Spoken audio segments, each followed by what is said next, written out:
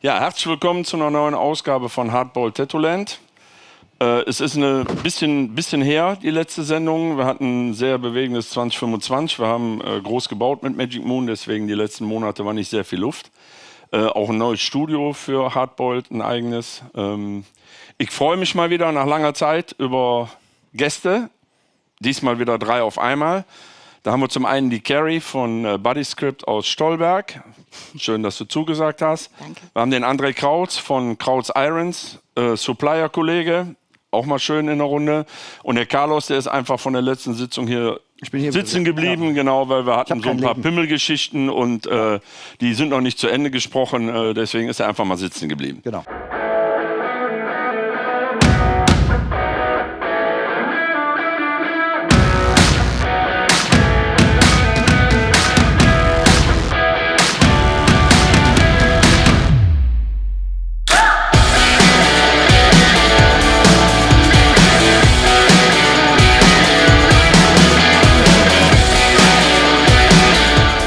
Aber Carlos ist ja immer ein sehr netter Gast. Das höre ich gerne. Gut, ich erzähle ein bisschen, also ich möchte, dass ihr ein bisschen über euch erzählt, bevor wir mal in die Tattoo-Szene eintauchen. Da geht ja doch drunter und drüber. Wir kennen uns schon über 30 Jahre, aber wir kennen uns eigentlich auch nicht. Das stimmt. Ja? Du warst, berichtige mich, mit meinem ersten Lehrling bist du zusammengekommen? Ja, genau. Kurz zusammen gewesen, habe bei ihm gelernt und habe dich darüber kennengelernt. Ne? Ja. Über 30 Jahre. Das war wann? 97. 97, ja. Aber ich habe mir letztens den Podcast noch von Toto angehört, da musste ich noch so lachen. Ja, der war schon... weil der mal ein Schild an der Tür hatte, bin im Freibad. Und wir haben noch lange nicht alles ausgestrahlt, das kann ich dir sagen. Ja, aber da musste ich so an die alten Zeiten denken. Ja, 97 und 2000 hast du dann selber angefangen. Genau, 2000 habe ich mich selbstständig gemacht und seit 2002 bin ich in Stolberg. Genau. Ich verstehe die Daten nicht. Du bist doch erst Ende 20. Wie geht das alles? Genau. Ja, siehst auf jeden Fall so aus. Danke. Also waren die ersten Berührungspunkte über Armin mit der Tattoo-Szene. Genau. Du warst Kundin bei ihm vorher. Mein Ex-Freund war damals Kunde bei ihm und dann habe ich habe einmal zugeguckt und habe direkt gesagt, ja, ich breche alles ab. Meine Eltern wollten ja, dass ich zur Steuerfahndung gehe und okay. Ich so, no. Und dann den Sprung. Jetzt gab es 2000 ja noch nicht so viele Frauen in der Tattoo-Branche wie heute. Wie war denn dein Einstieg da und welche Hürden musstest du da nehmen? Ich habe alles selber organisiert. Ich meine, der Armin war ja auch sehr zurückgezogen. Der hat ja mit der Szene so auch gar nicht viel zu tun. Ne? Der hat mir natürlich viel beigebracht, aber so, man lernt Hast du gerade faule Sau gesagt? Nein. Ja. Nein, aber der hat sich halt aus allem rausgehalten. Deswegen konnte ich erstmal nur von ihm lernen. Und so das richtige Lernen kam dann eigentlich erst später, auch durch die Gasttätowierer. Also man hört ja auch nicht auf zu lernen. Du lernst irgendwie immer weiter. Wie gesagt, ich habe jetzt eine 6 vorne. Ich staune immer noch, was für neue Sachen ich sehe. Ne? Ja. Gehen wir gleich noch ein bisschen tiefer drauf ein. André, du kommst nicht aus der Tattoo-Szene, aber hast mir geschrieben, seit du 12 bist, Berührung mit der Tattoo-Szene. Ja. Kannst du noch mal eben so ein bisschen erzählen? Ja, waren wir halt, ich und mein bester Freund, immer im Rotlichtbezirk und da haben dann... Wir reden von Hamburg, ne? Ja. Und da haben wir dann immer so Alkoholflaschen an die Bars und an die Tattoo-Shops verkauft. Und da ging das dann los, dass man so sich die Tattoos angeguckt hat. Und was hat dich letztendlich infiziert? Dass du selber... Ich weiß das nicht. Mit 17 habe ich meine Mutter zur Hamburg Tattoo Convention geschleppt und mir das erste Tattoo da abgeholt. Und dann mein bester Freund, der hat bei Tattoo Nouveau gearbeitet. Und da war ich dann jeden Nachmittag nach der Arbeit. Und dann ging das immer so weiter. Okay. Also der ganze Freundeskreis sind alles eigentlich nur Tätowierer gewesen in Hamburg. Und 2015 hast du dann angefangen, den Supply zu machen. Was war da der Beweggrund? Wo kam die Idee her? Ich wollte das damals mit Timo Vogt machen. Dem gehört das Alte Liebe in Hamburg. Und dann wollten wir das bei ihm im Laden machen. Und dann ist er abgesprungen irgendwann. Aber dann hat sich das bei mir im Kopf festgesetzt. Und dann habe ich meinen Kollegen Patrick gefragt. Wegen den ganzen Importieren. Das kennst du ja mit Zoll und China und so. Gerade jetzt ein spannendes Thema. Ja. Und der managt das alles mit Import, Zoll. Und dann haben wir das angefangen. Okay, und am Anfang habt ihr euch so ein bisschen auf die Oldschooler konzentriert. Und warum und wann habt ihr dann das Sortiment erweitert? Du, das sind die Nachfragen von den Leuten, ne? Die schreiben dich an, wollen Cartridges haben, wollen irgendwelche Seifen haben. Ne? Dann fängst du an, immer mehr aufzunehmen, immer mehr. Ne? Ja, klar. Ich versuche das ein bisschen zu reduzieren, will nicht immer alles aufnehmen, aber ich habe ja eben noch Patrick da. Dann kommt da einfach eine Palette mit Seife und Creme an. Ne? Ja, aber machst du nicht Fulltime, ne? Du hast schon noch einen normalen Job. Ja, aber ich habe ja kein Privatleben in dem Sinne. Ich habe ja keine Familie. Okay. Vormittags mache ich Straßenbau, Ja. meine Firma. Und ab 12 bin ich im Lager. Ah, cool. Ja. Da hast du auch keine Zeit für eine Beziehung. Ja, wir arbeiten ja für die Stadt. Die wollen ja nur morgens belästigt werden von der Stadt. Aha. Die sollst du ja nachmittags nicht mehr belästigen. Ja, dann kannst du auch um 12 Uhr Feierabend machen. Dann fährst du morgens um 6:30 ins Bezirksamt, holst die Aufträge, dann zu den Gesellen, gibst die Aufträge weiter und dann kann ich zurück zu Crowds fahren und mich da um alles kümmern. Okay. Und was machst du genau dann? Kunden? Also da wir jetzt Luca und Danny haben, die packen und machen so alles drumherum, bin ich eigentlich nur noch am Hin- und Her sortieren von Ware, die ankommt, Okay. damit wir überhaupt noch Platz haben. Ja, ich kenne das Problem. Ne? Ja. Ja, das kannst du den Leuten ja auch nicht sagen, bis die sich einfallen lassen, wo was hin soll. Ne? Das geht bei mir schneller. Dann mache ich das lieber selber. Ja. Da können wir ein Lied von singen, ne? Ja, Junior.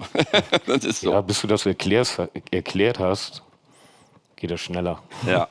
Aber du hattest irgendwann auch mal den Wunsch, selber Tätowierer zu werden, ne? Ja, ich habe angefangen, schon Nadeln zu löten bei Tattoo Nouveau und sowas. Aber ey, das war die Zeit, wo die alle Realistik wollten, ne? Und wenn du das nicht kannst, und dann war ich auch immer noch im Straßenbau und habe da immer gutes Geld verdient.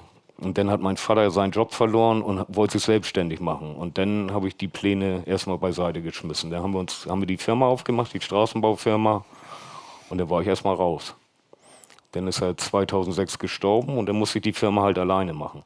Und da war ich wirklich dann so 5 Jahre nur privat mit Tätowierern unterwegs, aber nicht mehr so im Tätowieren drin, wegen der Arbeit. Ne? Hast ja keine Zeit mehr. Ja, klar.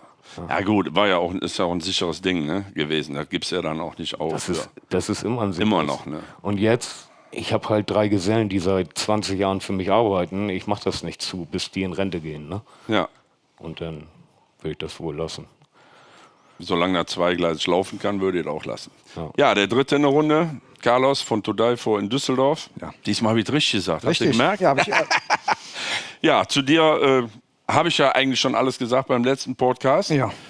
Dich habe ich ja auch eingeladen für die Brandthemen, die wir heute mit Sicherheit nochmal... für die schmutzigen Sachen. Für die schmutzigen Sachen. Ja, ob das schmutzig wird, können wir ja dann mal sehen. Ne? Ich bin immer nur Gastreferent für die Themen, die den anderen Leuten unangenehm sind. Aber da ich ohne Schamgefühl geboren wurde, sehr gerne.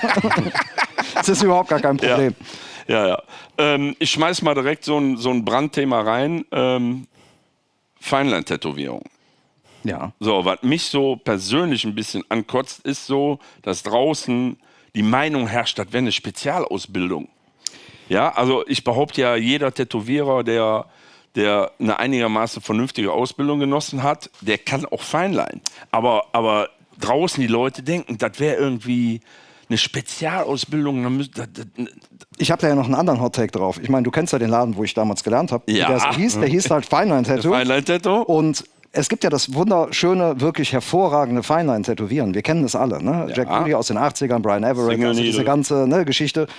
Feinlein-Tätowieren ist ja eine wunderschöne Tätowierform, wo ich sogar behaupte, die auch gar nicht jeder Tätowierende wirklich beherrscht.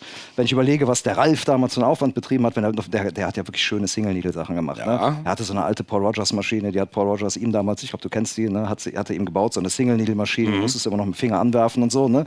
Geiles Ding. Wie mit Mopeds. Ja, genau. Ja. Das war schon noch ein Special Skill. Aber was die heute Feinlein nennen, sind ja keine Feinlein-Tätowierungen. Das sind ja nur schlechte Tätowierungen mit dünnen grauen Linien. Und das wir wissen, dass es so ist. Ne? Wir wissen, wie die Resultate gemacht werden. Das Schwarz wird runter verdünnt und man nimmt halt irgendeine 0,25 Dreier Cartridge in seinem Cheyenne Pen, um so komische Sachen zu machen. Die teilweise, ich habe jetzt eine Kundin, die hatte so ein paar Sachen, die waren insane clean gemacht. Das ist wirklich ich war beeindruckt, wie schön das war. Es war halt alles grau. Ne? Also da ist keine Linie schwarz.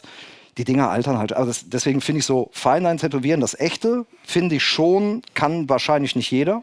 Ich sehe mich nicht bei einer Single-Needle-Tätowierung. Ich tätowiere 27 Jahre und ich habe bei einem, ich behaupte mal zu der Zeit, wahrscheinlich versiertesten Tätowierern gelernt. Und ich bin da nie reingekommen. Ich bin so ein Grobmotoriker, der so ganz dicke Linien bei so albernen Tätowierungen macht. Ich bin da sehr grobschlächtig. Also ich glaube nicht, dass es eine Sonderausbildung ist, aber ich glaube, dass es ein Tätowierstil ist, der sehr in Vergessenheit geraten ist, der einen gewissen Skill bedarf. Aber es hat nichts mit dem zu tun, was sich heute Feinline schimpft. Was die Feinline schimpft, ja, genau. Ja. Carrie, machst du? Ja, klar, ich arbeite super gerne fein, ne? Aber ich kriege auch wirklich graue Haare, wenn einer reinkommt und sagt, ich hätte gerne Feinline. Und dann geht es dann um so einen 5 mm Schmetterling oder so. Ne? Also das geht gar nicht. Ich versuche immer zu sagen, ich arbeite so dick wie nötig und so fein wie möglich. Ne? Um es einfach irgendwie gut zu kombinieren. Ich kombiniere halt viel noch mit Fatlines oder mit Schatten. Ich spiele aber auch immer rum und verändere mich immer wieder ein bisschen. Also ich bin ja über die Jahre immer so ein bisschen weitergewandert und das finde ich auch okay. Aber es ist ein guter Punkt, dass du sagst, dass die denken, eine Feinline-Tätowierung ist besonders klein. Nee, eine Feinline-Tätowierung kann halt auch ein Backpiece sein. Ne? Also, Genau, es ist wie ein Handwerk, finde ich. Ne? Ja, aber Feinline muss halt auch beherrschen. Und die meisten, die man heute sieht, die sind ja nur in die obersten Haut. Also wenn ich die Nahaufnahmen sehe von diesen Feinline-Künstlern, in welcher Hautschicht, also dann wundern die sich, dass das nach 2 Jahren weg ist. Oder nur zu 80% weg ist. Du siehst die Dinger gar nicht mehr ohne Brille, ne? Nee. Ja. Macht das Weglasern aber leichter. Macht das Weglasern. Brauchst du nur musst du nur einmal eine Grillbürste und dann ist das Ding weg. Einmal Sonnenbank. Ja. 20 Minuten. Ja, aber ich meine, wir haben ja auch die Kunden, wir hatten letztens eine Kundin, die wollte so ein Feinline-Ding auf der Rippen. Da habe ich dir 20 Minuten erklärt, dass Feinline auf der Rippen gefährlich ist, ne, weil das auch eine Stelle ist, die sehr unangenehm ist. Und dann hat die sich da gewunden wie so eine bei einer Regenwurmparty, ne? Kennst ja diese Knoll von Regenwürmern, so lag die da. Und die mussten wir nachher eine dickere Linie drüber ziehen, um die ganzen Zuckungen da wegzukriegen. Dann sagt sie, ja, aber das ist doch kein Feinline. Ja, natürlich nicht, weil du hast ja da rumgezuckt wie Sau. Und dann musstest du halt eine vernünftige Linie drüber machen. Ne? Ja, jetzt ist er natürlich beleidigt. Du hast mit Feinline so gar keine Beziehung an. Nee, ich weiß nicht. Also ein bisschen auf dem Kopf, aber das ist auch nicht so Feinline. Das ist einfach schwarz-grau tätowiert, würde ich eher sagen. Ne? Ja. Also für Lückenfüller ist das gut. Also ich bin bei dir, ich habe auch schon sehr, sehr gute Feinline-Sachen gesehen, aber die beherrschen das Handwerk dann halt auch, ne? Haben das dann vor 20 Jahren halt wahrscheinlich schon gelernt, aber die jetzt hier so Newcomer, die auf diesen Stil aufspringen und du siehst schon, das hat keine Basis, was die da machen. Und werden gefeiert, ne? Naja, und früher, aber immer nur für kurze Zeit. Das ist wie mit den Bio-Tattoos. Könnt ihr euch an die Bio-Tattoos noch erinnern? Ja, der Hype. Thomas Gottschalk. Ja, so. Die sollten ja nach 2 Jahren verschwinden. Ne? Ja. Und das Einzige, was verschwunden war, waren die Studios nach 18 Monaten. Ja, genau. Da waren die Studios weg. So, das waren dann die Bio-Tattoos. Ja, da sind jetzt dann so Und die heißen jetzt Feinline, ne? Ja. Ja, geil. Ja, aber zum Beispiel, ich nenne es jetzt mal das richtige Feinline-Tätowieren. Ich meine, sind wir mal ehrlich, bei dir arbeitet ja auch der Danny, der macht ja auch Feinline, aber ich finde das seriösere, ne?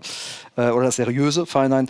Da hat man ja auch noch Magnums verwendet, man hat ja schattiert. Irgendwie komischerweise ist heute so eine ganz neue Generation von Menschen, die tätowieren, die einfach alles mit einer Nadel machen. Das wird dann ja auch alles gestippelt und so. Das ist so eine ganz komische aus einem Spektrum, was so groß ist, wenn das Tätowieren ist, nimmt man so ein Stück raus und dafür bezahlt man dann 7.000 bis 8.000 Euro auf einer Tattoo-Schule, um das zu lernen, um den Weg zum Millionär in 3 Wochen. Und das finde ich halt weird, dass das... Ich verstehe das gar nicht. Ich sage immer, ich habe letztens so einen Bericht gesehen, einen ganz komischen Fernsehbericht über die Hamburg Tattoo Convention, aber auch nicht so eine komische Hamburg Convention.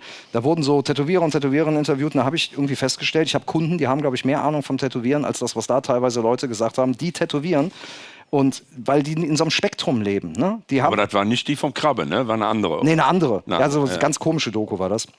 Ich weiß nicht, was für eine Convention das war, ich kannte die nicht. Nee, das war die, glaube ich, im Modezentrum. Ja, irgendwie sowas. Und da wurden so ganz komische Dinge, das ist nicht die von, wie da übers Tätowieren geredet wurde. Da habe ich mir gedacht, das ist verrückt, ihr macht das. Aber ich habe wirklich Kundschaft, die ist, glaube ich, tiefer in der Thematik so drin. Und das ist halt dieses, mach eine Ausbildung zum Feinline-Artist in 3 Wochen, 2 Wochen, 1 Woche, gib mir viel Geld. Ich finde das komisch, dass man ein Studio aufmacht. Ich habe damals das Gefühl gehabt, ich habe mich nach 10 Jahren selbstständig gemacht und ich habe so das Gefühl gehabt, man braucht 10 Jahre, um ein Studio, hatte ich so das Gefühl, aufmachen zu können, weil wenn was schief läuft, muss ich ja dafür mit meinem Namen und meinem Kopf gerade stehen. Und nach 3 Jahren hätte ich bei ganz vielen Dingen nicht gewusst, warum das jetzt schiefgegangen ist. Also ich habe 10 Jahre, vielleicht bin ich auch mega untalentiert und dumm. Ich habe einfach 10 Jahre gebraucht, um das so zu verstehen, dass ich gemerkt habe, wow, ich glaube, ich kann, wenn Kunden Fragen oder Probleme haben, eine Antwort geben. Hätte ich kann dir weder das erste noch das zweite bestätigen. Weder dumm noch, ja. Du weißt aber, was ich meine, ne? Also ja.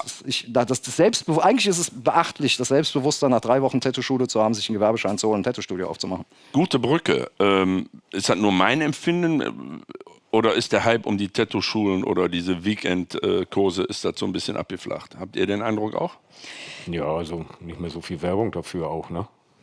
Ja, aber das heißt ja schon, dass das auch nicht mehr so funktioniert, ne? Was auch jeder gemacht hat nachher. Jeder. Ja. Ne? Du kennst ja, ne?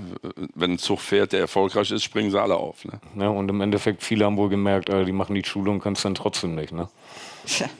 Aber ja, 1000 Euro weg und ne? Feierabend. Ja. Aber habt ihr nicht diese Anfragen jetzt von diesen Fine-Line-Artists, die jetzt dann in ein richtiges Studio wollen? Ja, natürlich. Ja, habe ich ständig. Ja, na klar. Aber das sind halt die am Wochenende mal irgendwas, ne? Genau. So, die haben noch nicht mal den Mut, die Nadel vernünftig in die Haut zu stechen. Ja, und die müssen ja komplett neu auch wieder tätowieren lernen. Ja, natürlich. Das geht ja gar nicht. Ne? Ne? Kriegst du dir auch mal per Instagram und man merkt, dass das so ein generischer Brief ist, der an ganz viele Studios rausgeschickt wird. Ja. Genau. Ja, okay. Ja, kriege ich auch. Ja, und dein Name in einer anderen Schrift. Ja, ne? Also, ja, genau. ja. Ich habe auch nur dich angeschrieben, ja, ist klar. Ja, Nachrichtenanfrage annehmen, nein. Ja.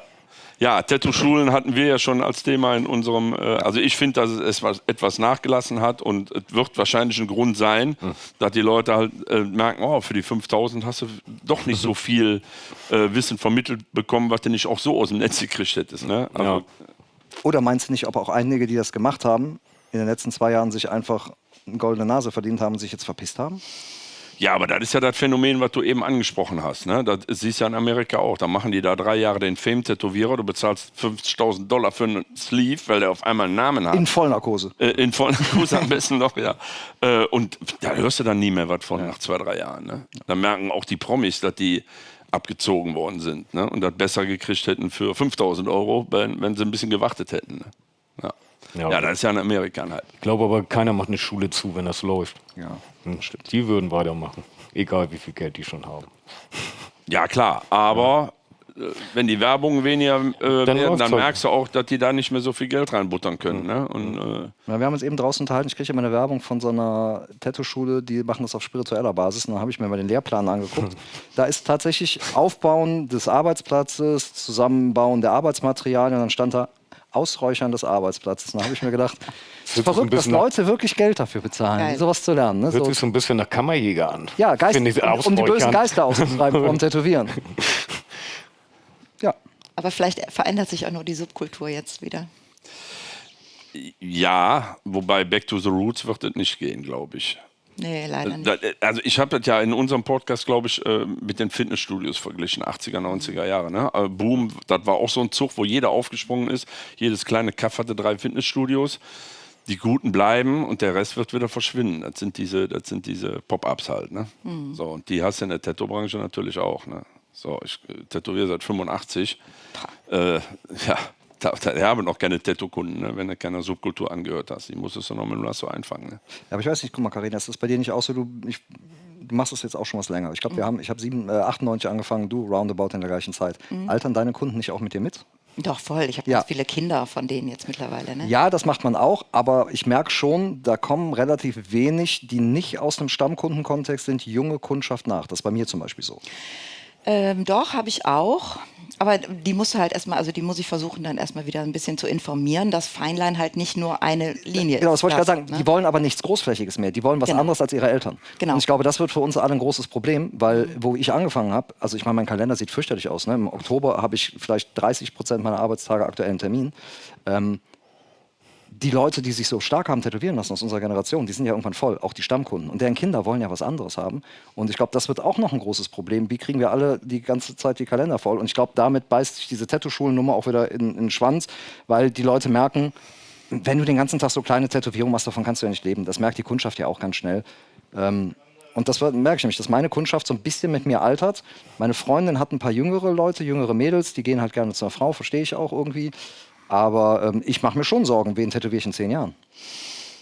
Ja, aber das hat ja auch damit zu tun, die Mystik um das Tattoo ist ja weg. Ja. Durch diese Masse und auch Massenausbildung von Tattoo-Schulen, dieses Mystische, merke ich ja bei mir, im Urlaub. Ist ja schon fast peinlich, Tätowierer zu sein. Komplett, was? Ist ja schon fast peinlich, Tätowierer zu sein. Erzählst du irgendwie und sagen die so, ja, mein bester Freund auch, ja, mein Arbeitskollege auch. Das Einzige, was mich noch aufbaut, ist, von 10 Volltätowierten sind 9 Scheiße tätowiert. Das ist immer noch gut. Aber es sind halt jetzt, wo du früher einen gesehen hast, sind das jetzt 20. Ja. Und du guckst halt auch fast nicht mehr hin. Ja. Du siehst, registrierst halt nur noch voll geballert.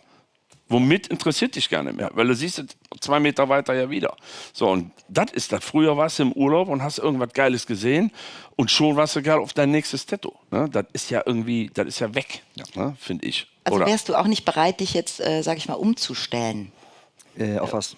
Ja, um einfach die nächste Generation noch weiter zu tätowieren, mit diesen Wünschen, die sie jetzt haben. Die Sachen, wofür die Leute, die mich kennen oder mir folgen, warum die mir folgen, machen ein maximal 20% des Spektrums aus, was ich mache. Ich bezahle meine Rechnung mit Fußballerarmen, ich mache Black and Grey Sleeves mit Löwen und dem... Und tätowierten Pimmel, hat er gesagt. Tätowierte Pimmel auch, ist auch... Gerne, herzlich willkommen. Aber nee, also ich mache alles. Ich habe ja 10 Jahre in einem Streetshop gearbeitet. Also sind wir mal ehrlich, du kanntest den Ralf besser als wir alle. Ja. Der Ralf war ein super Chef, der Ralf war mir teilweise näher als meine Familie, aber der war natürlich auch ein Geschäftsmann. Und Feinlein war eine Tattoo-Fabrik. Wir mussten alles machen. Ich weiß Dinge, die ich nicht machen sollte, die mache ich dann auch nicht. Aber natürlich, klar, ich muss mich ja auch umstellen. Ich bin mir auch nicht zu fein, irgendwas zu machen. Aber ich glaube, ich spreche diese Kundschaft auch einfach nicht an. Ja, die suchen was anderes. Ja. Ne? Das meine ich mit dem Ende der Subkultur. Ich glaube, es geht, also wir sterben aus, was auch nicht schlimm ist. Ich glaube, in jeder Subkultur ändert sich das irgendwann wieder. Oder? Seine Theorie ist ja, dass die nächste Generation will nicht so aus, die will nicht die Musik von deinen Eltern hören, die will nicht so aussehen wie seine Eltern. Ja. Danach die Generation schon wieder er. Ja. Ja, und da könntest du natürlich recht haben. Aber so back to the roots wird es nie. Weil das Problem, oder was heißt Problem? Das Phänomen an Tätowierungen ist ja, du siehst ja heute nur alle Tätowierten. Du siehst ja den, der vor 25 Jahren tätowiert worden ist, den vor 20, den vor 15, vor 10, alles auf einen Fleck. Ne? Da kannst du nicht sagen, oh, jetzt ist das ein Boom, jetzt sind alle tätowiert. Nee, jeder hatte ja seine Zeit. Ne? So, und was haben wir nicht schon alles mitgemacht? Ne? Wir haben ja die chinesischen Restaurantkarten rauf und runter tätowiert. Wir hatten Arschgeweihe, das war eine Riesenwelle. Treibels, ich habe ein Jahr lang nur Treibels gemacht, Freihand, komplette Körperdinger. Ne? So, ich habe 98 bis 2000 unfassbar vielen Typen, so Disco-Ficker-Typen, die dachten, das sind die geilsten, Delfine in die Leiste gemacht. Delfine? Ach, da war das noch vor den Pimmel. Ja, das war noch vor den Pimmel. Die haben einfach Delfine in die Leiste und dachten, das wäre eine coole Nummer. Wo ich dachte, klar, machen wir das. Wie lange habe ich keinen Delfin? Wo sind die Delfine hin? Komm, du hast auch Tausende gemacht, ich bin mir sicher. Ja. Warum gibt es die nicht mehr? Was hat das mit Flipper? Nee, heute sind das Engel mit Trompeten. Was hat das mit Flipper zu tun? Nee, heute ist es der Feinlein-Wal. Den habe ich noch nie gemacht, tatsächlich. Nee? Obwohl, der ist auch cool irgendwo. Den Hirsch mit der Raute dahinter, den habe ich ein paar Mal gemacht. Ja. Letztens wollte einer von uns einen Wolf mit einem kompletten Wald als One-Liner. Ich sag, Junge, als One-Liner. Ich sage, nee, ich muss zwischendurch die Maschine mal absetzen. Ey, kommen bei euch auch Leute mit ChatGPT-Vorlagen? Das ist jetzt das Neueste. Ja, finde ich super. Nur. Ja, spart ja Arbeit, meinst du? Ja, aber nee, Chat, also meistens funktioniert es, aber Chat sagt dann immer, ich frage dann immer, okay, welche Größe hat Chat dir empfohlen? Dann steht dann so 7 Zentimeter. Ich so, okay, kennt Chat denn die Hautstelle? Ne? Nein. Ne? Also es wird dann doch immer etwas größer. Also den Ansatz, dass sie selber was kreieren, finde ich ja gut. Ne, dass sie nicht einfach was aus dem Internet von einem anderen Tätowierer nehmen und kommen, ich will das. Wobei selber kreieren und ChatGPT, finde ich. Ja gut, aber natürlich, wenn der andere genau dieselben Worte benutzt, kriegt er genau dasselbe Bild. Das ist schon klar. Aber dann setzen sie sich wenigstens hin, versuchen, was Individuelles zu basteln. Ich glaube, das kann man nicht verhindern.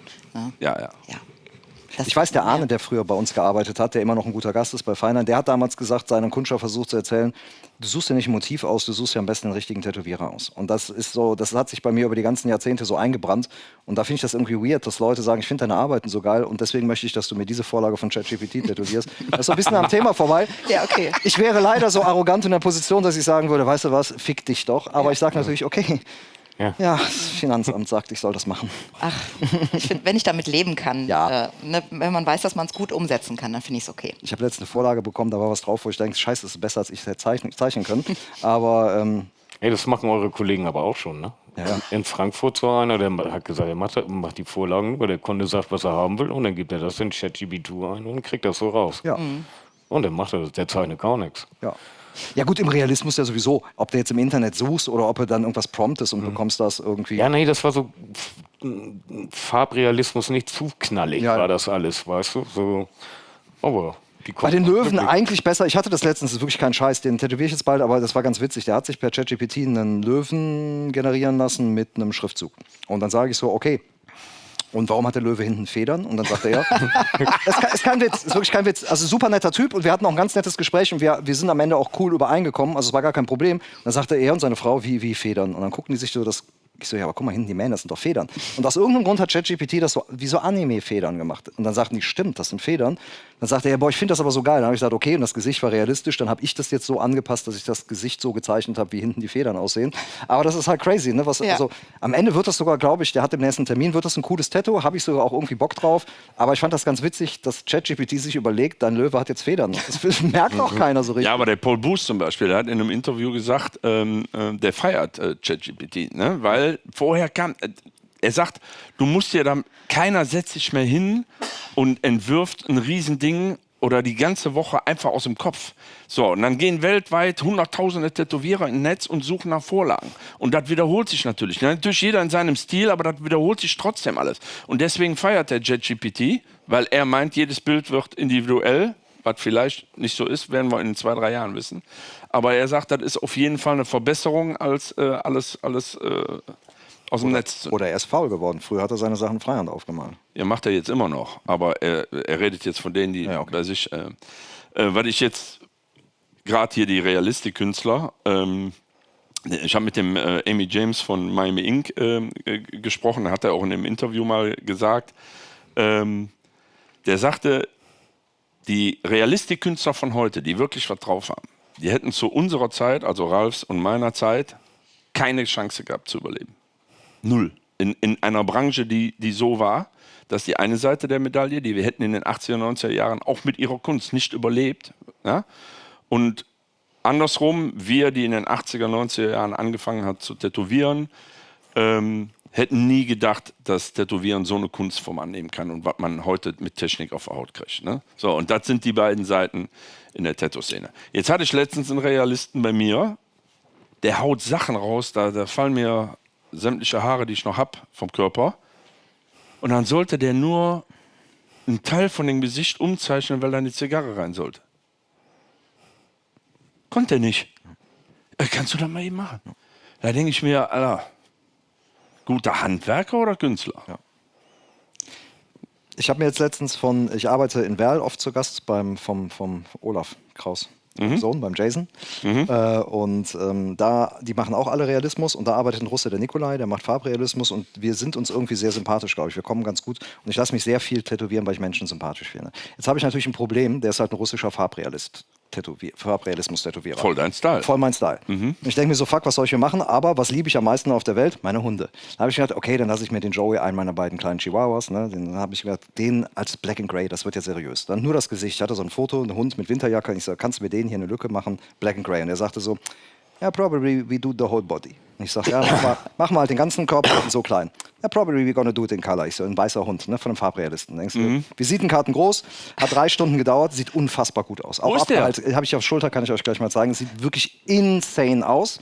Mit dem habe ich mich sehr lange drüber unterhalten und er sagte sehr zu Beginn der Tätowier-Session, Jason told me, you don't appreciate realistic tattooing because you say it's just stupid copying. Und ich sagte, ja, was soll ich sagen? Ja. Und er sagte, I have the same problem. Und der macht das. Der tätowiert aber seit 20 Jahren. Und der kann das halt einfach unfassbar gut und ist aber wahnsinnig, die Sachen von denen sind wahnsinnig gut. Der ist aber sehr gelangweilt. Man merkt, der geht jetzt wieder in die Richtung, tatsächlich selber zu designen, selber zu zeichnen. Der ist so gefangen in dieser, ich kann das krass gut machen, muss das tun, ist aber selber genervt davon, hat keinen Bock, weil es so unkreativ ist. Das fand ich ganz cool von jemandem zu hören, der seit 20 Jahren sowas macht. Und ich merke, ich verfolge seine Arbeit, weil ich ihn wirklich super als Mensch sehr gern mag. Und man merkt, er geht wieder in Richtung Zeichnen auch, ne? Baut Zeichenelemente ein. Ich werde mich nochmal von dem tätowieren lassen, weil, ey, wenn ihr Tätowieren nicht aushaltet, scheiß drauf, lasst euch Farbrealismus machen, es tut gar nicht weh. Ja. Das ist unfassbar. Also ich weiß überhaupt nicht, wie die Farbe in ihr Haut bringt. Die wischen ja mehr als tätowieren. Ja, gar nichts. Das hat einfach gar nicht. Ich bin wirklich ein totales Weichei. Da habe ich gedacht, geil, du tätowierst mir mehr, egal was, Porträts von irgendwem.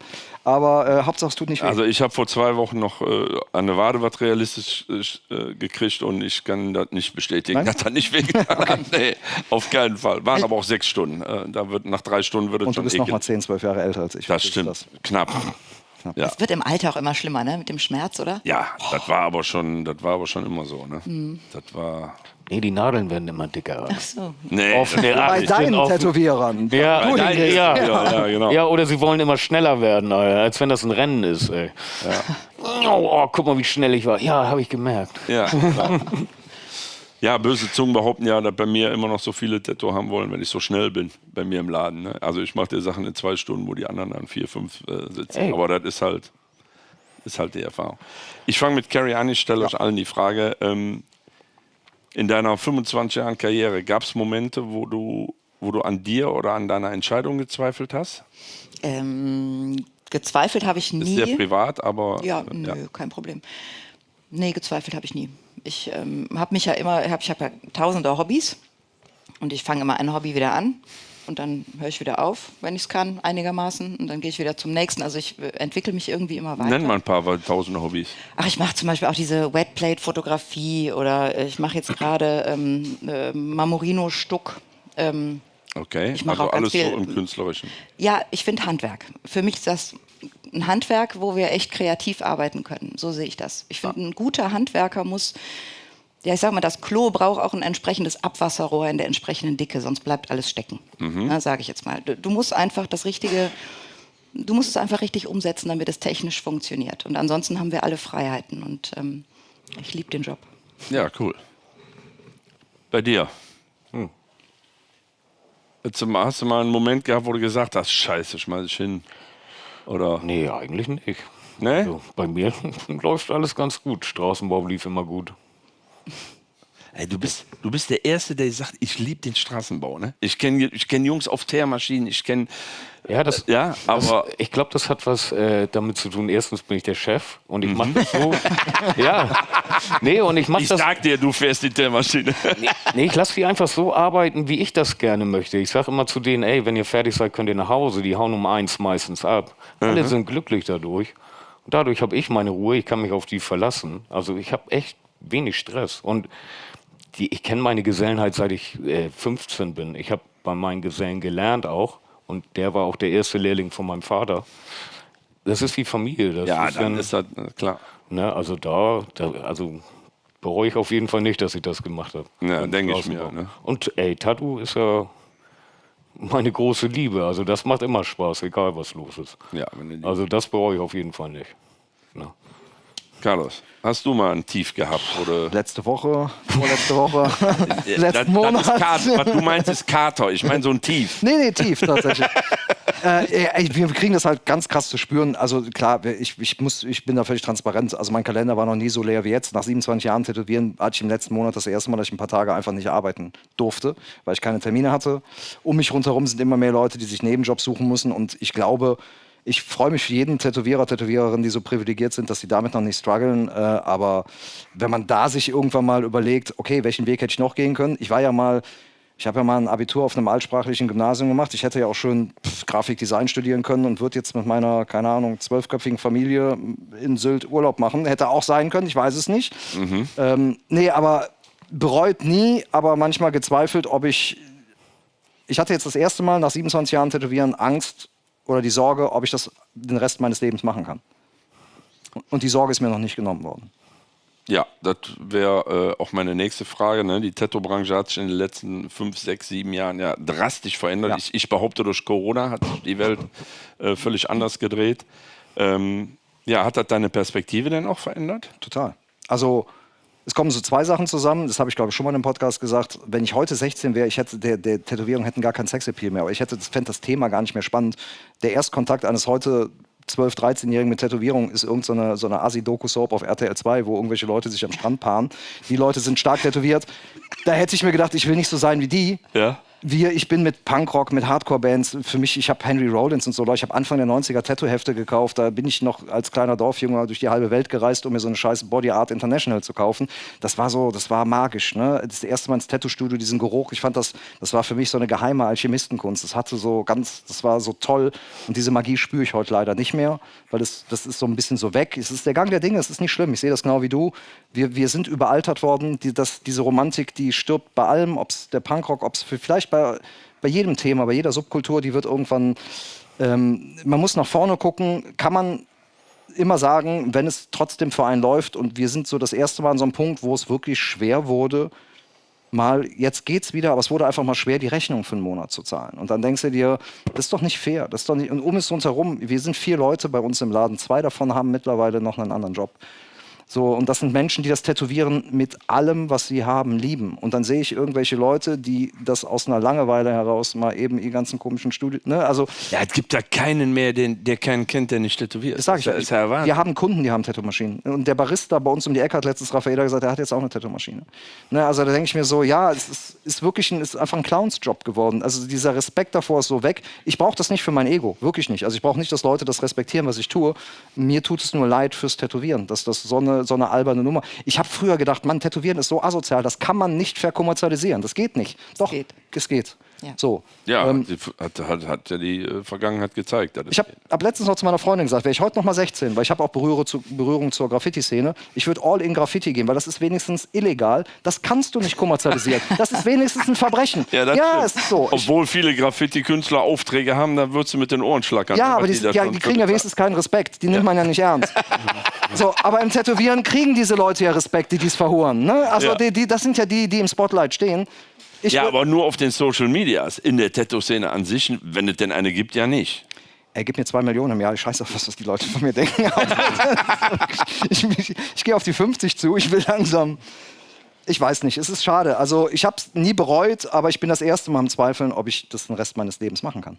Ich habe leider keine Alternativen. Was soll ich denn sagen? Hey, aber selbst bei mir, ne, haben 2 begnadete Tätowierer aufgehört. Ne? Der eine arbeitet jetzt bei Rewe, der andere ein Fuhrparkunternehmen in der Bau weil die gesagt haben, nee, bei ihm nicht, aber aus dem Bau brauche ich bald Leute, ne? Die 2 gehen in Rente nächstes Jahr. Ja. Hör mal, kommst du nochmal an Pujacken? Ich habe keine gute Substanz. Das kriegen wir hin. Ich bin genetisch benachteiligt. Ja, klein und schmächtig. Selbe Frage an dich. Ja, guck mich an, sehe ich aus wie ein Straßenbauer. Ja, du bist ja auch der Chef. Ja, ich musste auch mal mitarbeiten. Ne? Ich war nicht immer nur Chef. Chef musst du aussehen. Das geht auch in dünn. Selbe Frage an dich. Hat die ganzen Veränderungen, haben die deine Perspektive verändert? Ja, also ich sehe das schon genauso wie du und ich kann auch die Sorge nachvollziehen. Ne? Ich habe mich ja schon kleiner gesetzt während Corona. Da hatte ich nur noch einen Gast dann mit bei mir danach und der hat dann auch aufgehört letztes Jahr und jetzt bin ich wirklich nur noch allein und der Laden ist gut zu packen von der Miete her. Also ich hätte jetzt auch keinen Bock auf einen neuen Riesenladen in der Stadt oder so. Ne? Das wäre mir auch zu viel Risiko. Aber ich habe auch in Corona ja gelernt, auch zu bauen. Deswegen finde ich das sehr sympathisch mit dem Bau. Deswegen, ich kann das schon verstehen, dass man da irgendwie, Sorgen. Ja, nicht Sorgen, sondern dass man sich auch ein zweites Standbein sucht, was einfach auch uns im Alter irgendwie dann mehr Substanz gibt. Ist einfach so. Ich glaube, kleiner setzen und nicht mehr so auf Ego und ich will dabei sein, ich will alle Gäste da haben, sondern einfach wieder ein bisschen runterfahren. Das hilft auch schon vielleicht. Wir sind ja auch viel kleiner geworden. Wir hatten noch vor 10 Jahren 170 Quadratmeter mit 4 Arbeitsräumen. Wir sind jetzt ein ganz kleines Private Studio, was insgesamt mit allen Räumen 75 Quadratmeter hat, wo wir uns hinten... Wir sind 4 Leute, die tätowieren. Wir sind nie alle gleichzeitig da, was auch schon sehr viel sagt. Ne? Also ich bin auch oft mal einen halben Tag alleine und manchmal sind wir zu zweit und wenn es gut läuft, schon mal zu dritt. Aber für mehr reicht es einfach nicht. Ja, aber wenn es nicht besser wird, dann... Ich glaube, es wird besser. Da fängt doch jetzt schon an, dass viele aufhören. Also ein bisschen besser wird es werden. Ja, aber dann würdest du ja suggerieren, dass die Kundschaft gleich bleibt.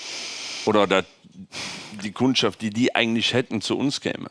Und das glaube ich eben nicht. Doch, das glaube ich schon. Weil die nämlich 3, 4 Feinlein-Dinger kriegen und danach wollen sie was Richtiges. Ja. Kann auch sein. Aber ob das dann alle rettet, die überbleiben sollen. Nicht alle. Ja. Zu mir kommen wirklich, also in diesem Black-and-Gray-Sektor, ich bin halt kein begnadeter Black-and-Gray-Realistik-Tätowierer. Ich kann das auf so einem Mittelmaß-Level, weil ich das gelernt habe. Irgendwie, ich kann das okay machen. Ich habe wirklich viele von denen, die kommen zu mir und sagen mir, ein Kollege von mir, der hat für das gleiche 2.500 bezahlt, bei dir kostet es nur 500 und so viel schlechter ist das auch nicht. Genau. Was ich schon fast als ein Kompliment empfinde. Ne? Also, ja, also so geil. ist tatsächlich, wenn dann Leute sagen mir ständig, dann musst du deine Preise erhöhen, damit es besser läuft. Wo ich denke, nee, ich mache lieber eine Tätowierung für 300, als sie für 600 nicht zu machen. Das ist mein Leben. Ja. Also so aber das ist auch ein Grund, ich merke, dass Leute auch aus monetären Aspekten sagen, ey, wenn der mir einen Löwen im Schwarz-Weiß macht, sieht der auch cool aus, aber der kostet halt nicht 2.500, sondern halt 500. Ja. So, ne? Das Geile ist ja noch, dass die dann so einen ganzen Sleeve an 2 folgenden Tagen fertig machen, ne? Ja.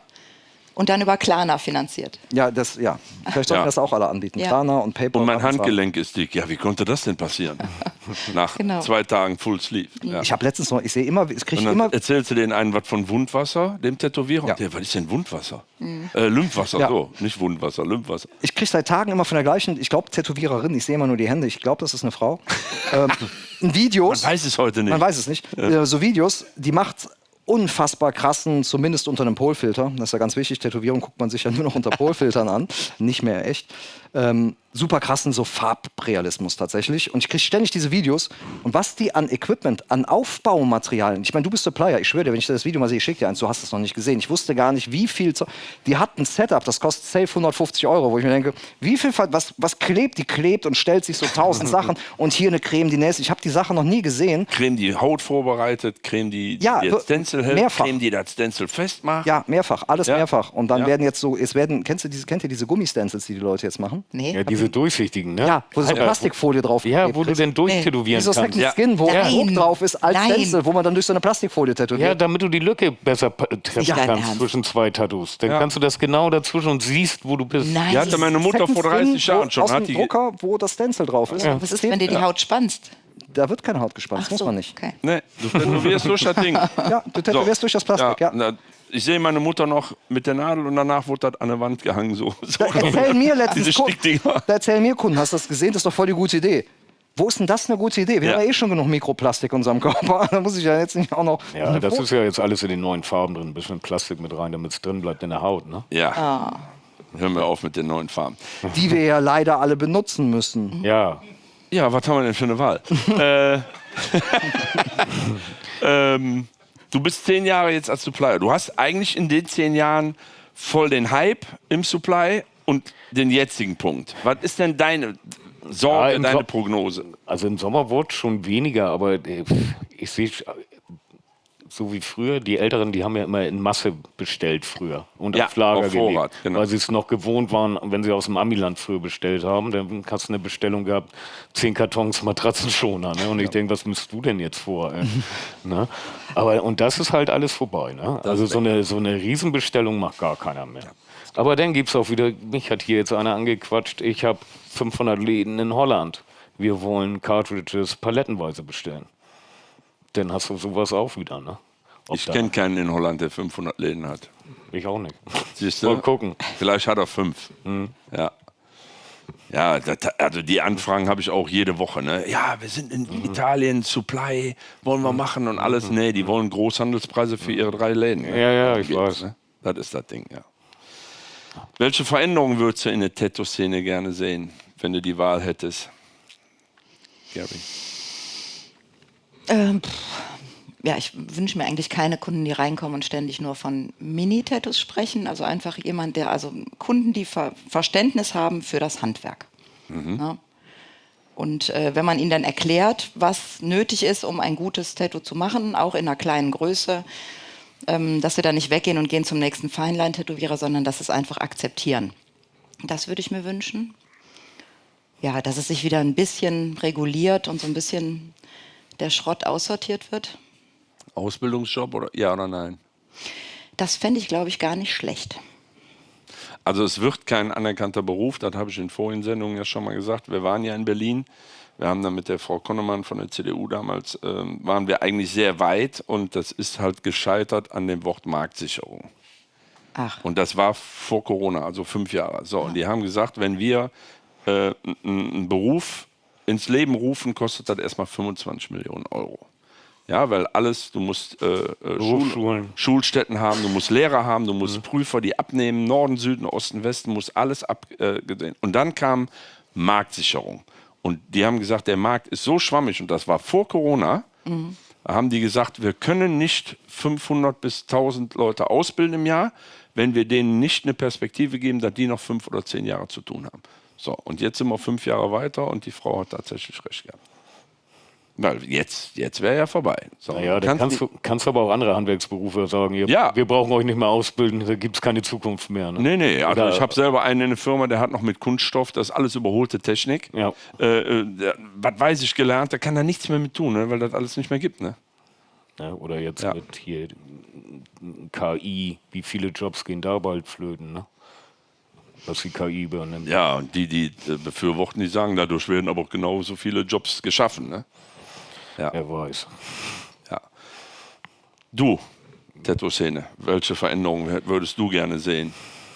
Ja, weiß ich nicht. Da gibt es so viel Spielkram außenrum. Was privates Tätowieren verbieten zum Beispiel? Wärst du dafür oder nicht? Ja, ich weiß nicht, die Privatstudio ist ja was anderes wie privates Tätowieren. Ne? Inwiefern? Ja, wenn die schon ein Studio haben, wo sie nur nicht immer Walk-ins reinlassen, ist ja was anderes, als wenn du zu Hause in der Küche sitzt. Ne? Das ist richtig. Na, das ist dann schon, kommt drauf an, was man mit privat, wie man das meint. Carlos sagt ja auch, er hat ein Privatstudio. Ja, aber der ist steuerlich und rechtlich greifbar. Die in der Küche nicht. Leider. Nee, leider. Das meine ich natürlich, Privatstudio meine ich natürlich, er muss schon offiziell da irgendwie Steuern zahlen und so. Ne? Also das. Also in Berlin sind, glaube ich, jetzt mehr Privatstudios als öffentliche Tattoo-Läden. Ne? Also du meinst eigentlich mehr Küchenstudios als sie. Ja, die meine ich ja. Ja, ist bei uns auch, ne? Bei uns in den Randbezirken, da sitzen sie auch in den Hochhäusern und haben ihre Studios in den Wohnungen, ne? Ja. Aber ich sehe Leute, die privat tätowieren, die gab es wahrscheinlich schon immer. Natürlich nicht in der Masse, aber wenn er irgendwie, also wir kennen alle irgendwen, der besoffen sich hat, irgendeinen AC/DC, Iron Maiden oder Slayer-Schriftzug hat auf irgendeiner Party von einem Kollegen tätowieren lassen, der auf obstrusem Weg über die Niederlande eine Tattoo-Maschine bekommen hat. Der war ich übrigens damals. Den warst du übrigens. Der war ich damals. Das finde ich irgendwie... Ey, wenn sich irgendwer so zu Hause von einem Kumpel irgendeinen Scheiß machen lässt, weil sie irgendwie zu betrunken waren oder so, das ist ja, oder damals mit dem Zirkel, ich habe viel mehr Probleme mit diesen großen Ketten. Ich habe viel mehr Probleme mit diesen Ketten, die nicht tätowierte Menschen als Tätowierer, Tätowiererinnen da reinsetzen und einfach nur Masse durchschleusen. Und also das finde ich irgendwie viel schlimmer. Leute, die Kacke zu Hause Leute tätowieren, ich habe irgendwie nicht das Gefühl, dass die uns was wegnehmen. Genau. Ne? Das ist eher wieder back, so ein bisschen. Das ist ein bisschen back to the roots. Ja. Ich komme ursprünglich aus der Punk-Szene, ganz jung, und dann in die Hardcore-Szene. Und da waren, mein erstes Piercing habe ich bei meinem Kollegen Ansgar am Sofa bekommen. Der war qualifiziert, der hat im Krankenhaus gearbeitet. Ne? War ja klar, der kann Lippen piercen. So. Macht man da ja zuhauf. Macht man dann, ne? Dann bin ich schön mit dem Ding im Gesicht erstmal kollabiert, so, weil er hat eine halbe Stunde gebraucht, den Ring dadurch. War eine super Nummer, meine Eltern haben sich gefreut. Aber das ist ja irgendwie stabil, das kann man ja machen. Ne? So dumme Ideen hat man als Teenager. Da lässt man sich auch von einem Kumpel tätowieren. Das finde ich nicht so schlimm. Ich finde die großen Ketten, diese ganzen Nicht-Tätowierer geführten Tätowierstudio-Franchise-Scheiße, die irgendwelche Bedürftigen, sind wir mal ehrlich, Gasttätowierer aus Osteuropa etc. durchschleusen zu elendigen Festgehältern und sich selber halt viel Kohle. Das finde ich viel schlimmer. Voll, ja. So, ne? Also, ja, aber das ist eine solche, die kriegst du ja nicht mehr weg. Ey, du kannst keinen scheiß Friseursalon haben, wenn du nicht, also klar, du kannst tricksen, du kannst jetzt einen Meister anstellen, aber theoretisch musst du ein Friseurmeister sein, um einen Friseursalon zu haben. Ja. Du kannst halt was weiß ich, für ein elendiges Arschloch sein und ein Tattoo-Studio machen und 50 Leute da jeden Monat durchschleusen, so die für dich arbeiten. Das ist irgendwie okay. Das finde ich irgendwie schlimmer. Also das tut uns mehr weh als Leute, die zu Hause tätowieren. Ey, ich komme aus einer 45.000 Einwohnerstadt. Ja. Wir haben 17 Friseure. Nein, wir haben 2 Friseure und 15 Barbiere. Da brauchst du nämlich keinen Meister. Ja. Bart wächst auch schneller als Kopfhaar, glaube ich. So. Und die schneiden alles. Ja. Ne? Dürfen sie aber nicht, ne? Hä? Die dürfen ja eigentlich Nee, nicht. das weiß ich. Ja.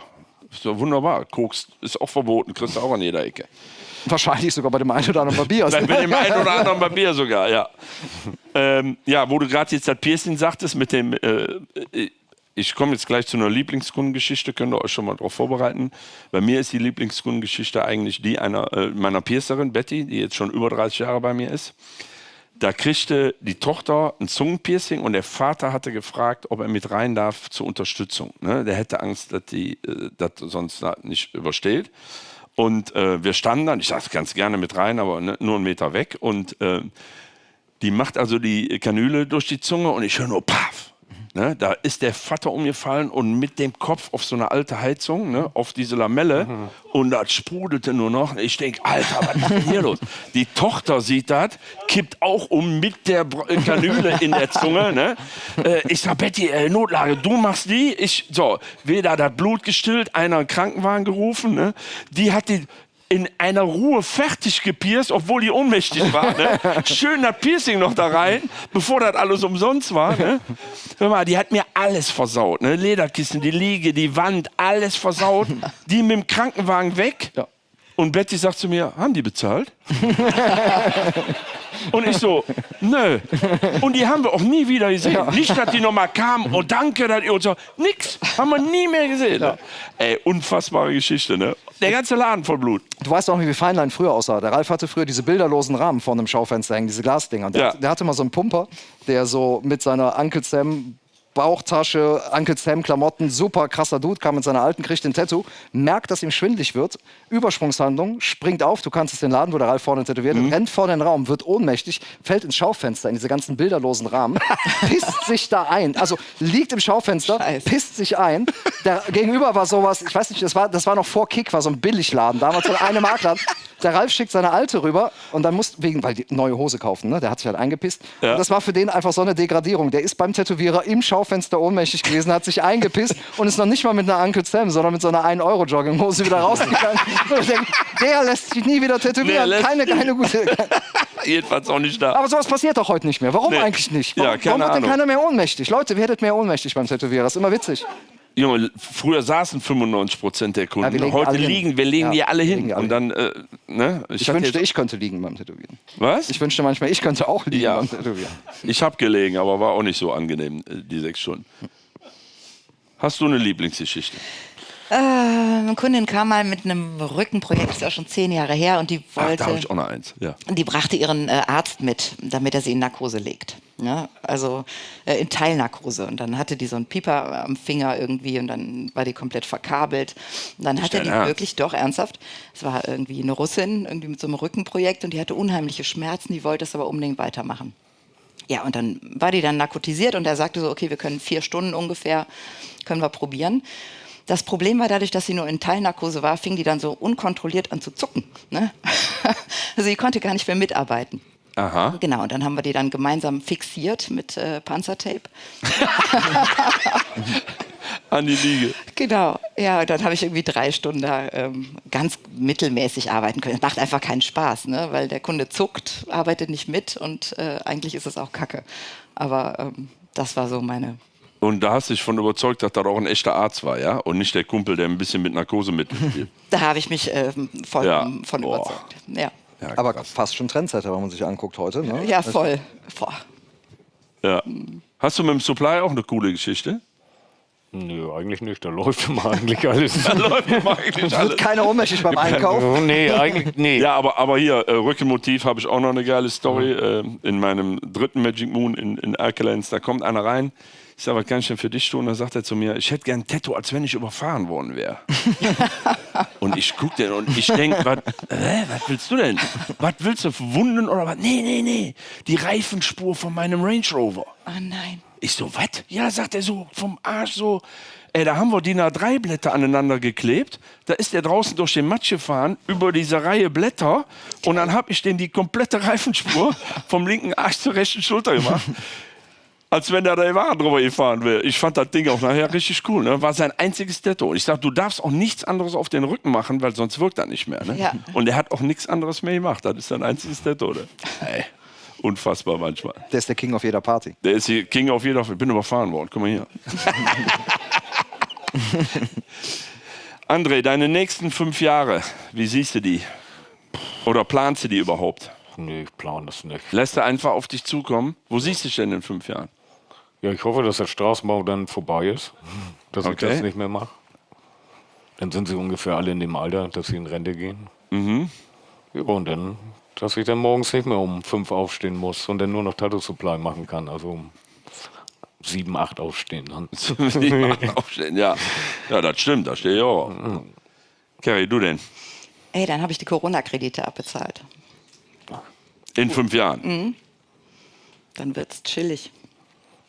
Ja, mir hatten sie ja eigentlich was zugesagt und dann kriegte ich alle Corona-Hilfen gestrichen, weil wir über 51% der Geschäfte ins Ausland gemacht haben. Damit warst du im Kleingedruckten von Corona-Hilfen befreit.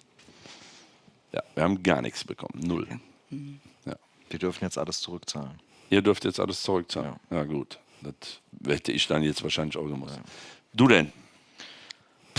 Dann bin ich, in 5 Jahren bin ich so Anfang, Mitte 50, schlecht gelaunter alter Mann, keine Ahnung.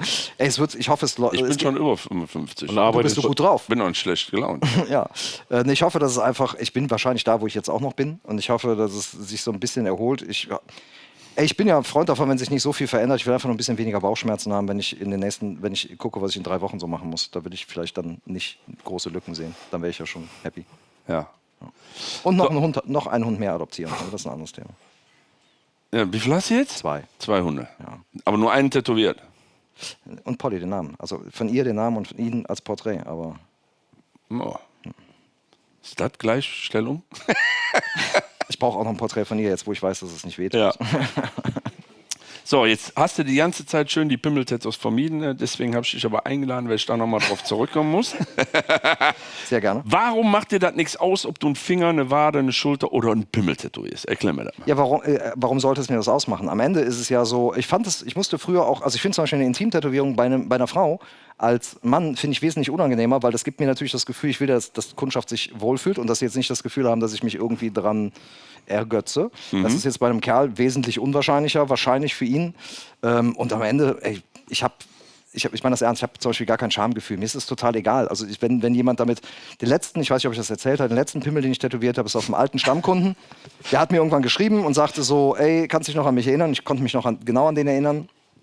Der hat den Spitznamen, der hieß Bolero. Dem habe ich damals Ende der 90er so Treibels gemacht, die gingen bis hier und dann haben die Jungs im Laden immer gelacht, sagten, das sieht aus wie so ein Bolero-Jäckchen. Und das war so Treibel mit so Flammen und der hat gefragt, ob ich ihn einen Pimmel tätowieren will. Ich habe ihn 20 Jahre nicht tätowiert. Habe ich gesagt, ja klar, super, mache ich dir. Dann kam er zu einer Vorbesprechung und sagte, ich hätte gerne Flammen, die dann wirklich an der Eichel anfangen, hier hoch und dann in die Flammen, die ich damals zwischen die Treibels gemacht habe, so übergehen. Und dann sagte er, ich zeig dir es am besten mal. Und dann holt er das Ding raus und das war einfach so unfassbar groß. Ne? Ich dachte mir, willst du mich verarschen? Und dann sagte er schon, ja, Platz genug haben wir ja offensichtlich. Ja, okay. Da habe ich sogar noch meiner Freundin gesagt, ich sagte, Raffi, ich habe den an einem Montag tätowiert, da war früher noch zu, jetzt muss ich auch montags arbeiten. Da habe ich ihr gesagt, du musst das sehen, der ist so groß, das musst du gesehen haben. Dann sagt sie, wie soll ich das machen? Ich so, ey, putz den Laden. Und das ist wirklich kein Scheiß. Putz den Laden. Ich habe den so tätowiert und dann kam Raffaella so mit dem Wischmopp so in den Arbeitsraum und sagte dann am Abend zu mir, ja, so riesig war der nicht. Ich sag, Raffi, ich habe das Ding gerade tätowiert. Das heißt, der ist auf das Minimum schon geschrumpft. Und sie so, oh, wow. Ja. Das ist mir nicht unangenehm, weil ich denke, das ist der Kundschaft unangenehm. Ich habe mir mal vor grauen Vorzeiten, das war eine sehr dumme Idee, ich hatte meine Freundin und ich glaube, wir beide dachten, dass Intimpiercings unser Sexualleben bereichern könnten. Spoiler, tut's nicht. Da habe ich mir mal beim Specki damals den Pimmel piercen lassen. Und Specki kennst du ja auch noch, Specki Bootsmann. Ja. Und dann saß ich da auf diesem Stuhl und der hat gefragt, können meine beiden Azubinen, die ich auch gut kannte, ich war Tattoo-Azubi Ende der 90er, die waren Piercing-Azubinen, das war denen peinlicher als mir. So, ne? Also das ist, glaube ich, so, mir ist das nicht unangenehm. Ich glaube, für die Kunden ist es wahrscheinlich komischer, dass denen da einer dran rummacht. Also ich habe mich vor keinem Menschen geekelt, dem ich seinen Intimbereich tätowiert habe. Ich habe mich schon vor sehr vielen Menschen geekelt, denen ich den Rücken oder den Oberarm tätowiert habe. Ja. Leute, die sich den Pimmel tätowieren lassen oder Frauen im Intimbereich, die sind gepflegt, die sind geduscht, die sind gewaschen. Das ist nicht so. Ich hab eher Ekel an anderen Stellen. Wir haben ein komplettes Körperpflegeset vorne. Also mache ich auch kein Hehl mehr draus. Ja. Ne? Also wenn jemand ein Armband tätowiert hat und der klappt da Rasterlocken unter der Arme raus, dann ich finde ja auch so ein bisschen diese cheesy Nummer, diese Freaks, diese komischen Menschen, das ist ja das, was für mich Tätowieren so spannend gemacht hat. Und ich finde ja jeden, der sagt, ich hätte gerne meinen Pimmel in Flammen, finde ich ja spannender als der den kleinen Schmetterling möchte. Ne? Also weil da denke ich mir so, warum willst du, dass dein Pimmel brennt? So, ne? Also das ist ja so eine gewisse Guck mal, du warst in den 90ern auf der Berlin Convention auch immer. Ja. Was liefen da für Typen rum? Da liefen dickbäuchige Männer, die einen anderen Mann an der Leine hatten und so. Das war für mich völlig normal. Ich dachte, so geht Tattoo anscheinend. Ne? Ja. Weil dieses Aufhängen auch immer noch in Ja, Ordnung, ja, ja. ne? So Ja. was alles, ja. Und irgendwie gehört, finde ich, die Intimtätowierung, für mich gehört der Zwielichtige, der immer wieder die Termine absagen muss, weil er gerade in Urhaft sitzt, mehr ins Tattoo-Studio.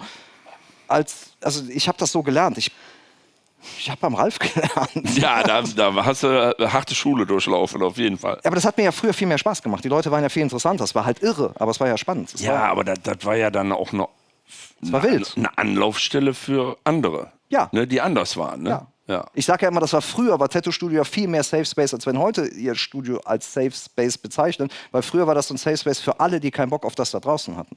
Wenn du keinen Bock hattest, wenn du Outlaw jeglicher, also zumindest die ersten 2, 3 Jahre, wo ich noch tätowiert habe, da war ja jeder willkommen. Jeder, egal wer. Vom Zuhälter bis zum Polizisten, von der Dirne bis zur Krankenschwester. Und es wurde jeder, also habe ich das auch vom Ralf gelernt, egal was der für ein schwieriger Typ war.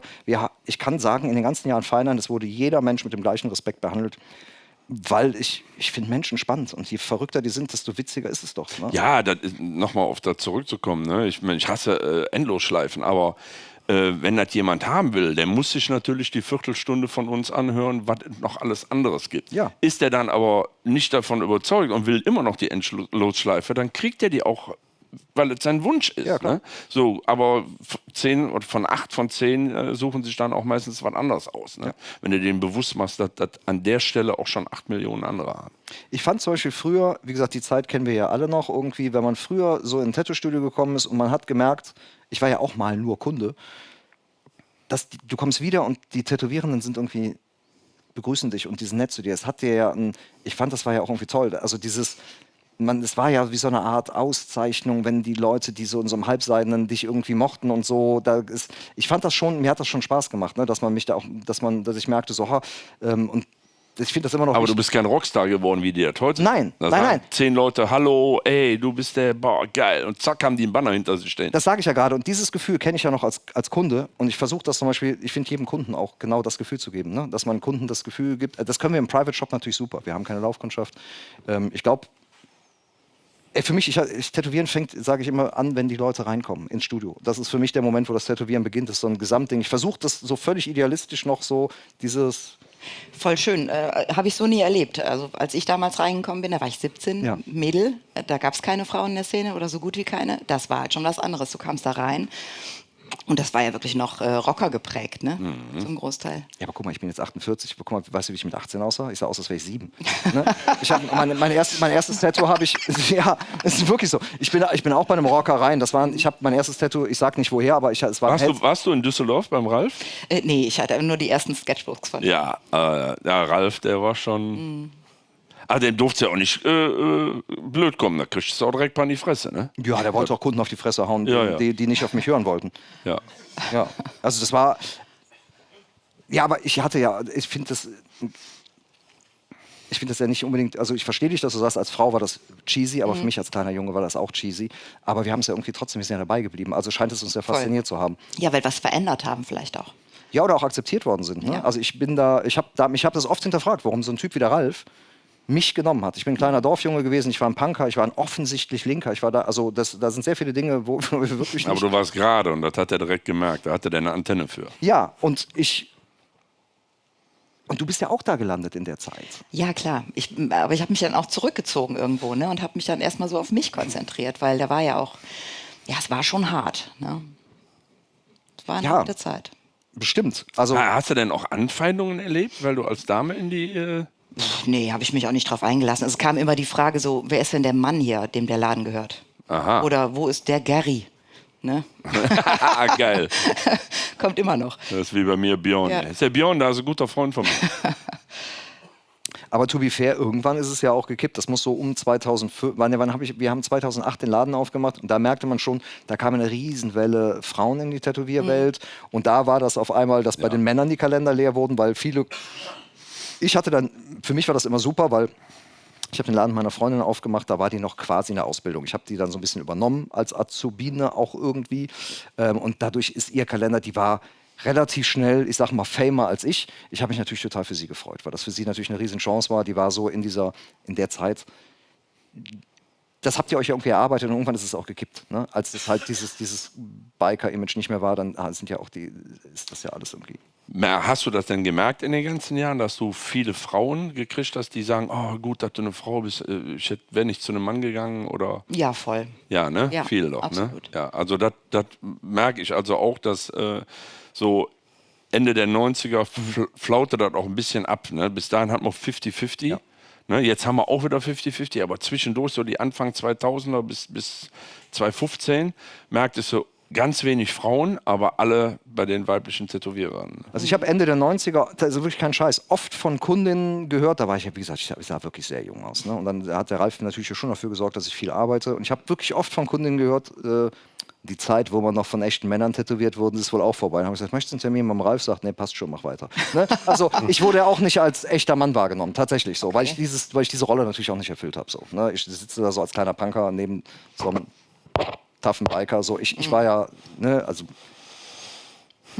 ich fand das jetzt natürlich nicht schlimm, ich fand es eher witzig, ne? So, dass die dann sagen, naja. Ja. Aber wir sind ja alle noch hier. Also wir haben uns durchgekämpft und ja, aber sind wir uns in 5 Jahren auch noch? Das ist ja die große Frage. Der André auf jeden Fall, wie wir wissen. Ja, bis dahin macht er auch Straßenbau, noch. Bis 5 Jahren. Ja. Und habt ihr noch Brandthemen, wo ihr darüber sprechen wollt? Carlos, du hast doch immer was, wo dir die Zunge ich wollte den anderen hier vor, ich überlege mal noch so. Also, nö, ich habe noch keine Brandthemen. Nicht zum Tätowieren. Wenn das eine Brücke gibt zum Tätowieren, darfst du damit raus. Nee. Gary. Nee, ich fand's jetzt gut. Dich regt nichts auf in der Tattoo-Szene? Ach. Ja, hau einen Satz raus. Boah, warte, was regt mich auf? Nee, keine Ahnung, ich genieße das Wochenende. Ich bin eigentlich so, wenn ich hier bin, dann bin ich immer glücklich. Also ja, Aachen ist halt Moment, auch ohne Scheiß die beste. Nächstes Jahr haben wir 10-Jähriges hier, ne? Andreas. Und ja, schönste, wenn du dich umhörst, auch bei den Amis, schönste Convention mittlerweile in Europa. Ne? Ja, hier ist jeder gerne, hier fühlt sich jeder wohl, hat gute Laune. Ey, selbst ein Mick aus Zürich setzt sich nochmal auf eine Convention, weil er Bock hat. Ist ja unfassbar eine Legende. Ne? Und Henk sitzt wieder hier. Ne? Das ist jetzt auch kein Spaß, in dem Alter noch da zu sitzen, zu tätowieren, aber der hat da halt Bock drauf, ne? Weil die Convention richtig geil ist. Ne? War einer von euch in, wo war es, Genk oder Gent? Früher mal. Nee, jetzt wo Groningen, Groningen. Ja, da war ich. Groningen. Ich war da. War richtig gut, habe ich gehört. Ne? War richtig ich habe selber nicht. Ich war eine Woche später in Groningen, hatte aber vorher Termine. War cool, ne? War Aachen in klein. Aachen in klein? Ja, waren ja nur so 45, 50 Tätowierer. Ja, aber die die ganzen Vorlesungen, Kurse, das war richtig gut. War das richtige Highlight, ne? Ja, und haben auch alle richtig Spaß gehabt. Also war echt ähnlich wie hier. Alle haben gearbeitet. Ja. Viele Besucher, war richtig gut. Ja, ich hoffe ja, dass das überbleibt von Conventions und der Rest stirbt. Ne? Ja. Also macht der Starfire eigentlich noch Conventions? Ja, ne? Der Tommy? Ich weiß es nicht. Ja, ein Freund und ich, mit dem ich hier bin, haben eben gerade draußen festgestellt, der halt auch so andere Conventions kennt, es ist ein total anderes Publikum hier. Ne? Also es ist schon total abgefahren, wie anders es ist. Und also ich habe eine komische Feststellung gemacht. Hier werden ganz wenig E-Vapes geraucht. In Dortmund garantiert mehr und auf anderen Conventions. Und was Denk mal drüber nach. Jetzt? Ja. Was sagt ihr das? Es ist ein anderes Publikum. Also es hat draußen nicht nach Zuckerwatte gerochen. Das ist crazy. Ne? Also es scheint anderes Publikum zu sein. Das ist die erste Großveranstaltung seit 8 Jahren, auf der ich bin, wo es nicht nach Zuckerwatte riecht. Warum ist das so? Kann mir das einer erklären? Warum raucht ihr alle keine E-Vapes? Ja, komisch. Komisch, ne? Ist irgendwie hier nicht so. So, Brandthema. Hast du was überlegt? Nee, also ich denke halt, die ganzen Themen, über die man sich so aufregt, Tattoo-Schulen, bla bla bla, jeder fängt an zu tätowieren, das haben wir ja alle lange genug durchgekaut. Und Tätowieren ist eigentlich ja auch, ich finde es immer wieder faszinierend, das ist gar kein Brandthema, aber das habe ich mir eben schon wieder gedacht, ich finde es immer noch faszinierend, wie viele Leute eigentlich ja nur die Gemeinsamkeit Tattoo haben. Ne? Hier kommen auch Hunderte oder Tausende Leute zusammen, deren einzige Gemeinsamkeit ist, dass sie tätowiert sind. Jetzt meinen jetzt nicht mal die Tätowierenden selber, aber man hat Tattoos. Und dass das immer noch funktioniert. Ne? Also als ich angefangen habe zu tätowieren, habe ich mir darüber gar keine Gedanken gemacht. Und tätowieren lassen ist ja eigentlich so eine blöde Sache. Es tut weh, es ist teuer, du machst dir dein Leben schwieriger und so. Und so viele Leute haben so hart Bock darauf und treffen sich mit Gleichgesinnten immer noch. Immer noch. Das haben die in den 60ern, 70ern schon gemacht, das machen die bis heute. Ich dachte, wie lange kann das noch weitergehen? Aber es ist verrückt, das funktioniert ja. Ja, ist auf den Dragon Ball Messen aber genauso. Das ist da auch so. Da sind jetzt aber auch die Kinder. Genau.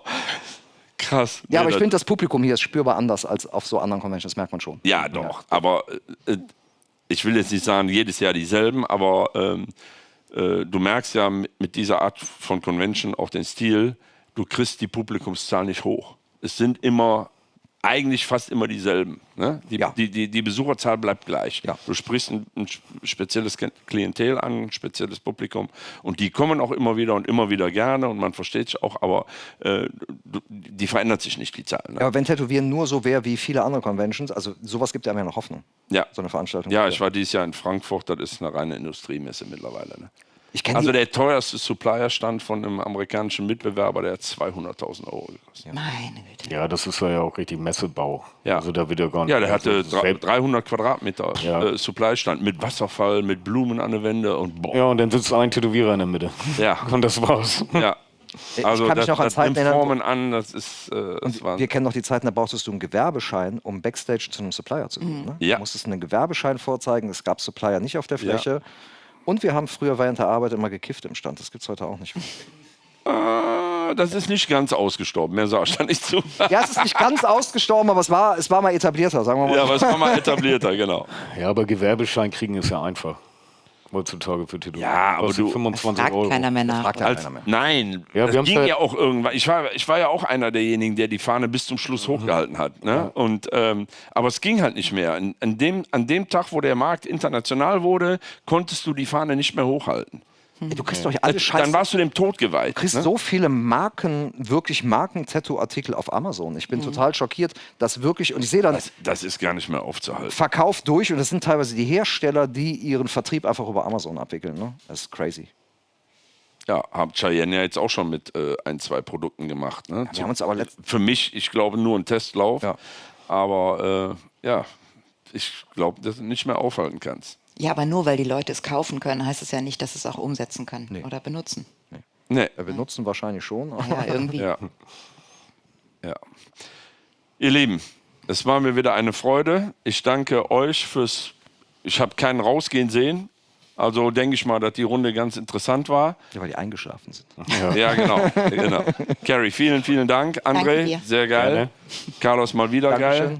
Danke Euch da draußen. Danke. Ich gelobe Besserung. Es wird wieder regelmäßige Folgen von Hardboiled geben. Der nächste Gast wird der Pino sein, Pino Safaro. Oha. Ja. Und danach nochmal der Olaf Lobe in einem Einzelinterview.